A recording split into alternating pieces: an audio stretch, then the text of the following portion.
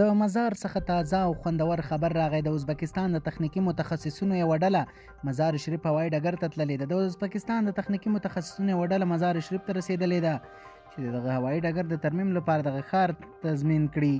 دوستانو، زموږ پریس نیوز چینل ته که راغلاست، په دې هیله چې روغ او جوړ به یې.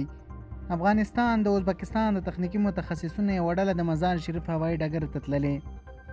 د افغانستان لپاره د ازبکستان د ولسمشر ځانګړي استازي عصمت الله ارګاشوف پرون ویل چې تخنیکي متخصصینو دا ډله به د روان 2022 کال په لومړیو کې خپل کار بشپړ کړي.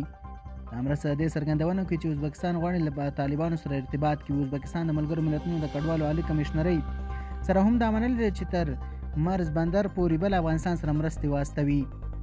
د ملګرو ملتونو د ادارې په تېر یوه اونۍ کې نږدې 100 ټنه بشري مرستې په تمرکز یو لوژستیکي مرکز ته انتقال کړي. د تېرې اونۍ په پیل کې د ملګرو ملتونو د کډوالو عالي کمشنرۍ 40 ټنه لومړۍ مرستې له دې مزار شریف ته راورسېدلې. د ملګرو ملتونو په وینا افغانستان د بشري بحران سره مخ دی او تر ډیره باید مرسته ورسره وشي.